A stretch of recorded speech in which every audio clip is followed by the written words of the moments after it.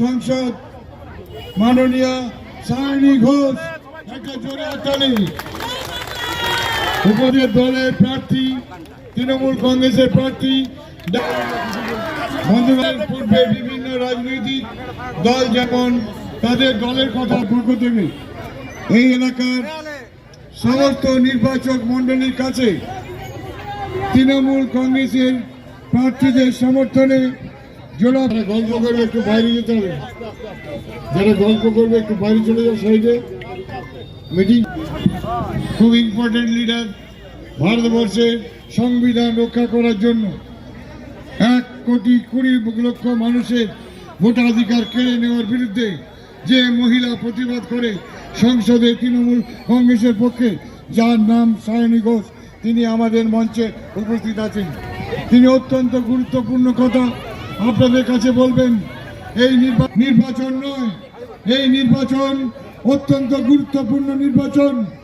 আপনাদের বলুন জয় বাংলা, জয় বাংলা, জয় বাংলা। মমতা ব্যানার্জি, মমতা ব্যানার্জি, মমতা ব্যানার্জি।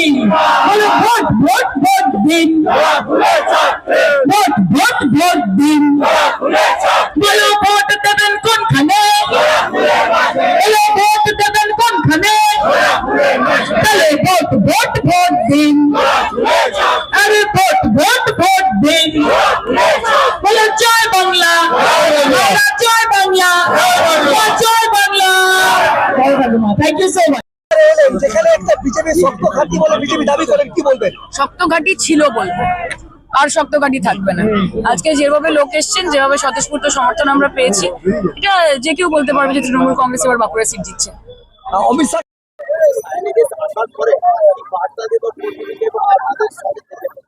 বার্তা কিছুই না, বার্তা যা দেওয়ার যে আমাদের এই বিধানসভা জিততে হবে, সবাইকে একসঙ্গে লড়তে হবে। এবং মহামানবের উদ্দেশ্যে বললেন, আমাদের মাননীয় মুখ্যমন্ত্রী যা যা সব প্রকল্প দিয়েছেন সেগুলো আবার রিমাইন্ডার দিলেন, এবং আগামী দিনেও সেগুলো আরো ভালোভাবে হবে, আরো বড় আকারে হবে, এবং এগুলো আরো শ্রীবৃদ্ধি হবে, এই বার্তা দিলেন। এগুলোই কর্মীদের অক্সিজেন। আজকে ঝড় বৃষ্টিকে উপেক্ষা করেও আপনার হয়ে প্রচারে এলেন, কি বলবেন? এটাই তো তৃণমূল, এটা দিদি শিখেছেন। মানুষের পাশে থাকার জন্য ঝড় বৃষ্টি উপেক্ষা করেই আমাদের কাজ করতে হয়।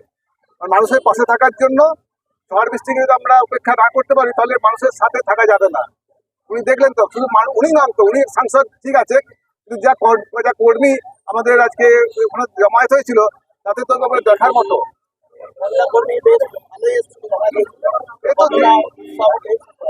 নিশ্চয়ই এটা দিদির শক্তি। এটা দিদি মহিলাদের পাশে সবসময় থাকে। এই জন্য জাতির পাশে, জাতির উন্নতির জন্য প্রথম স্টেপ হচ্ছে মহিলাদের উন্নতি, মহিলাদের পাশে দাঁড়ানো। এবং সেটা দিদি আমাদের দল বরাবরই করছেন, প্রথম থেকে করছেন। আপনি জানেন যে লক্ষ্মীর ভান্ডার কেন দিয়েছে? অনেকে আমাদের অপোনেন্ট পার্টি ক্রিটিসাইজ করেন যে লক্ষ্মীর ভান্ডার, যারা বুঝতে জানে না, যাদের বিবেক বুদ্ধিহীন, যে লক্ষ্মীর ভান্ডার কেন দেওয়া হয়। এটা ভিক্ষা নয়, লক্ষ্মীর ভান্ডার দেওয়া হয় সেলফ ডিপেন্ডেন্সি।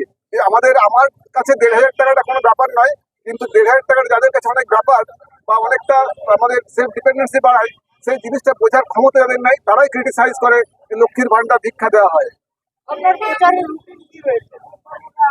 আমার প্রচারের রুটিন যেমন অ্যাজ ইউজুয়াল হয়। আমরা সকাল 9টা থেকে শুরু করি, 9টা থেকে আমরা 1টা পর্যন্ত গ্রামে গ্রামে প্রচার করি। আবার সন্ধ্যের সময় আমরা ওয়ার্ডে প্রচার করি 4:30 থেকে 7টা পর্যন্ত। তারপর 8টা থেকে 10টা কর্মী মিটিং এ সব করতে থাকি আমরা। এটা আপনারা দেখতে পাচ্ছেন। আমার দুটো দিক থেকে আমি পজিটিভ সাইডে আছি। আমাদের যা মাননীয় মুখ্যমন্ত্রী যা করেছেন, তার যা কার্যকলাপ, যার যা প্রকল্প, সেগুলোর সব পজিটিভ ফিডব্যাক।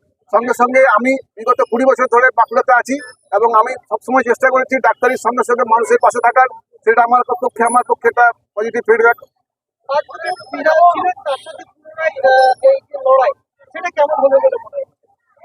এইটা নিয়ে আমি কোনো কমেন্ট করতে চাইছি না। আমি আমার কথা ভাবছি।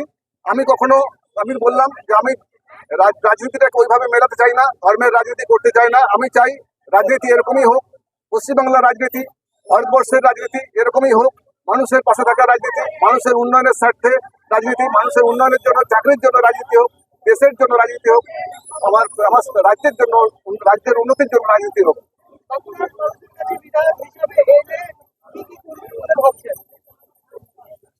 প্রথম কথা যেটা হয়েছে আমি দেখেছি আমার হেলথ সিস্টেম, আমি যেহেতু ডক্টর আমি চেষ্টা করবো হেলথ সিস্টেমের উন্নতি, যেটা অলরেডি আমাদের মাননীয় মুখ্যমন্ত্রী আমাদের যেটা ডিক্লারেশন দিয়ে দিয়েছেন ইস্তফাতে, যে আমাদের ইস্তেহারে দিয়েছেন রাজগ্রামে একটা হসপিটাল হবে, সারেঙ্গাতে একটা 100 বেডের হসপিটাল হবে, সালতোয়াতে একটা সুপার স্পেশালিটি হসপিটাল হবে।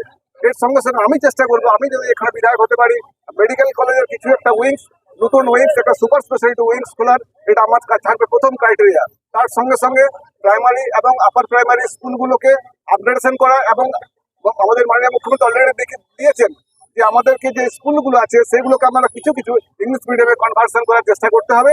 এরপর সঙ্গে সঙ্গে পানীয় জলের ব্যবস্থা এগুলো আমাদের করতে হবে বাঁকুড়ার জন্য।